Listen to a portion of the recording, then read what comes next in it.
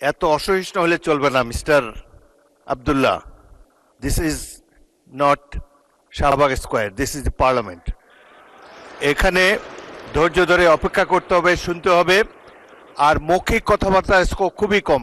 Notice দিবেন, will adjudicate on the notices. এখন প্রশ্ন হলো, মাননীয় আইনমন্ত্রী যে কথাটি বলেছেন এটি পুনর্বিবেচনা করা যেতে পারে। আপনারা দরকার হলে নিজেদের মধ্যে আলাপ আলোচনা করে পরবর্তী অধিবেশনে একটি সংশোধনী বিল আনেন, সেটি নিশ্চয়ই সরকারি দল বিবেচনা করবে। এবং আরেকটি কথা হলো যে সংসদের পরিবেশটা আমরা একটু ভালো রাখি। সংসদের চমৎকার বিবিনিং, এত বড় একটা জুলাই অভ্যুত্থানের পর এই সংসদ গৃহীত হয়েছে, এমন একটা ফেয়ার ইলেকশনের মাধ্যমে আমরা সবাই এখানে এসেছি। এত বড় বিরোধী দল খুব কমই এসেছে, ৭৭-৭৮ জন, বিরাট ব্যাপার একটা সংসদে।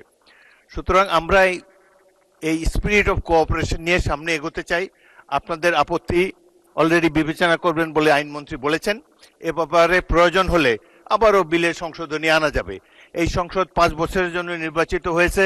Let us beer with all this differences. আমরা সকল ধরনের অসুবিধা মতানৈক্য কমিয়ে আনতে পারি। গণতন্ত্রের সৌন্দর্যই হলো এই মতভিন্নতা, না হলে তো একটা দলই থাকতো দেশে।